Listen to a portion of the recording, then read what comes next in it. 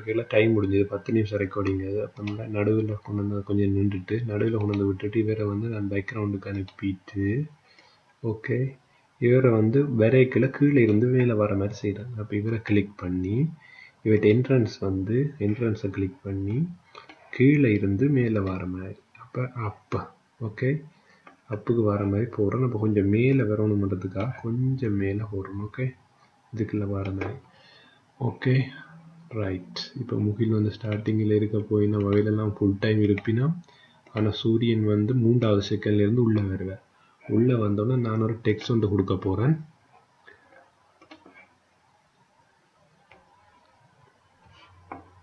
அப்படி text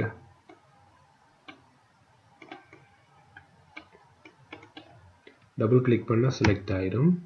Sun ரைஸுக்கு spelling தெரியாதுப்பா. ரைசஸ் ஃப்ரம்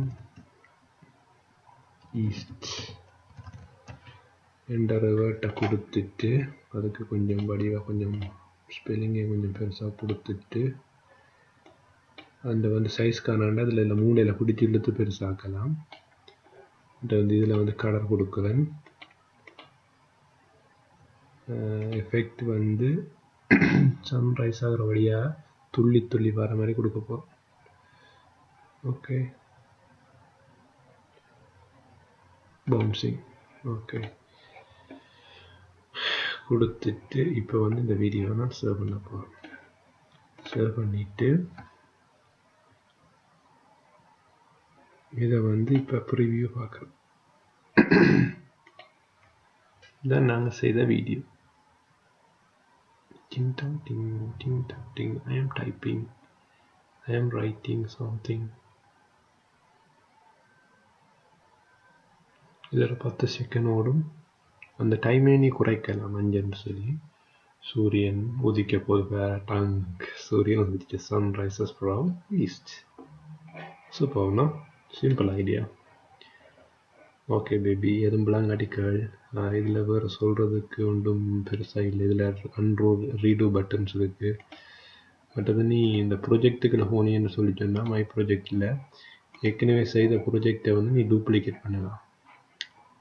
ஓகே இந்த இதுக்குள்ள போச்சுன்னு சொல்லி சொன்னால் உதாரணத்துக்கு நான் ஒரே ப்ரொஜெக்டை வந்து டூப்ளிகேட் பண்ணணும்னு சொல்லி சொன்னால் வினக்கிட்ட வந்து செய்து அறிஞ்சு இதில் பார்த்துட்டு மோரில் போயிட்டு மோரை கிளிக் பண்ணின்னு சொல்லி சொன்னால் டூப்ளிகேட் வரும். டூப்ளிகேட்டை கிளிக் பண்ணின்னு சொல்லி சொன்னால் டூப்ளிகேட் வீடியோ க்ரியேட் ஆகும்.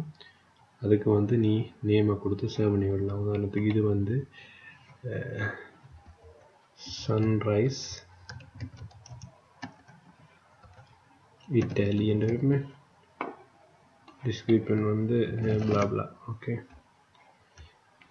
சன்ரைஸ் சேவ் டூப்ளிகேட்னு கொடுத்தீங்கன்னா இங்கே இது வந்து ஓப்பன் ஆகிடும். இதை வந்து நீ தனியாக எடிட் பண்ணலாம். எக்ஸ்போர்ட் பண்ணிக்கல வந்து இதை வந்து நீ யூடியூப் பண்ணி கொடுத்தீங்கன்னா ஆட்டோமேட்டிக்காக யூடியூபுக்கு அப்லோட் ஆகும். நீ யூடியூப்பில் சைன்இன் பண்ணியிருந்தேன்னு சொல்லி சொன்னால் அது எங்களுக்கு தேவையில்லை. ஏன்னா நான் வந்து யூடியூபுக்கு போட்டால் இப்போ அதை டவுன்லோட் பண்ணி திரும்ப நான் எடிட் பண்ணணும். அதனால் அந்த ஆப்ஷன் தேவையில்லை. நீ சேவ் பண்ணி தானே காணும்.